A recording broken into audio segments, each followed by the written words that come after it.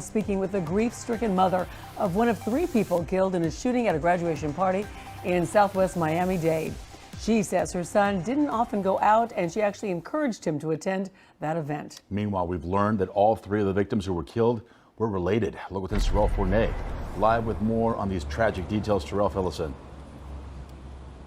Yeah, those 3 shooting victims were all cousins. We're told that none of them anticipated the gun violence that would break out that night. It all sparked up in a matter of seconds. He was my only child. I don't have no more kids. It's a painful reality for Candace Hilton only 3 days after losing her son, William Everett Jr. I can't even put that into words.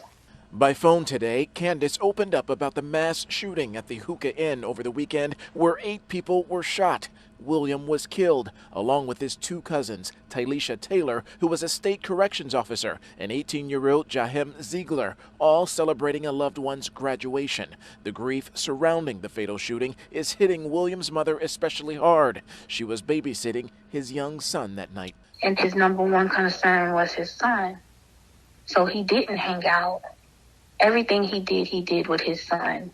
That night, I told him to have fun, to go out. Surveillance video from a nearby business shows a calm night prior to the drive-by shooting, then the flashing of police lights. We've learned 3 teens who were at the hookah lounge that night have since been arrested on charges of attempted murder for a separate shooting. Sir, you got arrested for serious charges. 2 of the teens are brothers, and police believe an ongoing feud was sparked up with other partygoers that night. The arrestees are accused of following a car that left the hookah lounge and firing shots into that vehicle on the turnpike, injuring the driver. But no direct connection to the actual mass shooting, which has left the lounge closed, facing thousands of dollars in fines for various safety, electrical, and plumbing code violations.